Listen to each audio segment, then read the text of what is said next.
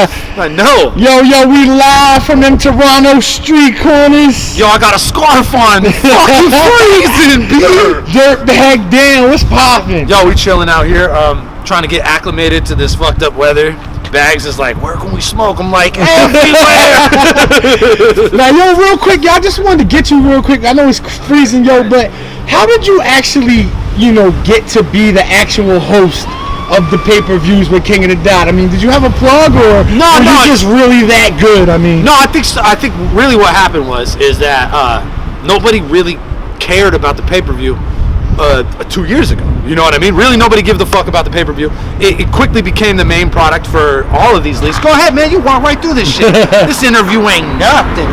Yo, HeavyBagTV. I asked for it first, I think. And then these guys know I do the podcast and I bullshit for 2 hours weekly. You know what I mean? And I think the hardest thing to do with the pay-per-view is you got to talk for a long-ass time, especially with an event like Blackout where you don't know what the fucking matchups are. So you got to bullshit about nothing for fucking, however long it takes them to get their shit together and have a battle on stage. So I was a natural fit for it because I got a regular gig bullshitting. Now, yo, we're drinking wine. We're drinking wine out of big gulps. What's good? I want you to talk about, this league that you got going on too, man. I know you got a lot of fucking fresh new talent out there, yo. Like, let's talk about it. You're doing battle royals and shit. Yeah. What's going on, man? So, Battle of the Zay was an event that I threw, and I threw 5 of. So the last one we just did was the 5th Battle of the Zay. Not until like 3 did I really realize that Botz was going to become a league, you know what I mean? So I don't want to let it go out, you know what I'm saying? It manifested itself into becoming, an actual league. And right off the bat, as soon as I realized that that's what we were going to do, I was like, we need to make this a feeder league into King of the Dot, into Don't Flop, into URL. We need to develop talent because really, I'm out here doing these pay-per-views and I recognize the same names on all these fucking cards and it just can't keep going like this. We need new talent. So I've really tried to create a system where we have incentives. Like if you do good in a tryout, if you do great in a tryout, I'm going to put you against a big name right away.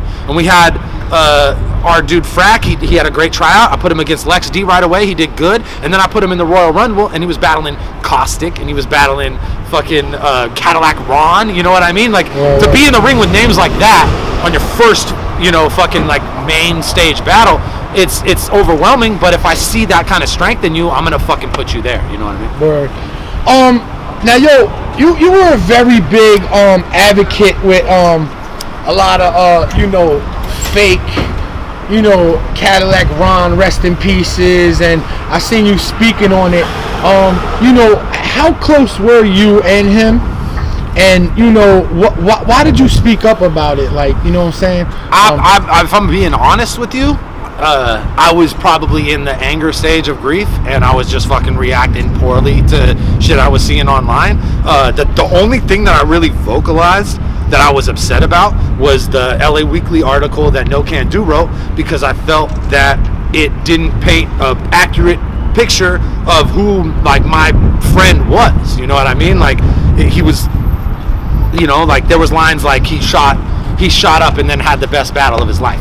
No fucking wrong. He shot up and had the worst battle of his life, and the only reason we're even talking about it is because he shot up. And that's like, whether it was Gatorade or fucking whatever, to say that is to just write a fucking quick little quippy quote in the LA Weekly that is really like poignant and makes you want to fucking think and look it up and shit. And then you look it up and you see that battle and that's what you think my boy was capable of? No, fuck that. That you made a quote out of my good friend and that upset me.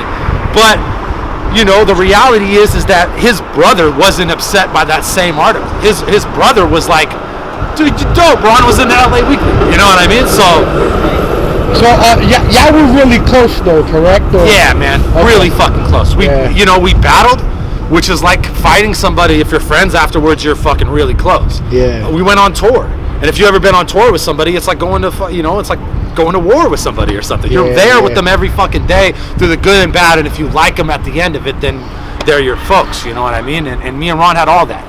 He knew my family. He stayed at my house. I knew his family, and still I'm gonna work with his family for a long time to come to make sure that all this great music that he didn't put out gets put out, and that people get the right idea about him. That's my whole shit, is that at this point it's all about making sure that people know, and most importantly that his sons know, that he had an impact on a lot of different people in a lot of different ways. And that's that. I apologize for the way I reacted initially, because like I said, I feel like I was in the anger stage of the whole shit, and it's just what people do. Well, now, last question. I know it's freezing out here. We white, but we ain't that white. My ears are like bright red, homie. Now, the retirement situation. Yeah, it's so real. Is it real or what? Yeah, bro. Did you hear what I said to Ronan there? I was like, does it make you upset that I paid you once poorly for that battle, and I get paid roughly $50 a month for it?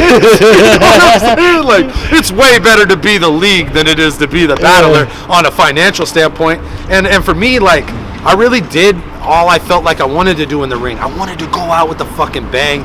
I wanted to have a war with someone that people thought I couldn't beat, and at least make it, debatable. I don't think anybody could watch that battle, me and DNA, and not give me at least a fucking round. You know what I'm saying? And that to me is like, that's what all I got in this for. I just wanted to prove to motherfuckers that I was good and that I deserved to be where I was. You know what I mean? And I felt like I wasn't going to wait for another opportunity to go out on a bang. You know what I mean? Like, I got to battle the #2 most viewed dude in English-speaking battles in my hometown and had a great performance. Close it. You know what I mean? That's what's up, man. Yo, Dirtbag Day, I'm a fan of you, bro. HeavyBagTV, bro. That's what I fuck with right there. Like, what do I subscribe to?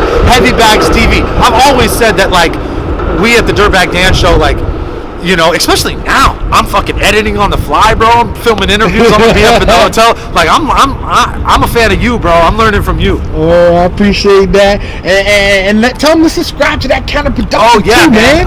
Counterproductive. It's Dirtbag Dan TV if you put in the URL, but if you search Counterproductive, it's the first thing that comes up. Home of the Dirtbag Dan Show, the best fucking podcast in all of battle rap. And fuck, man.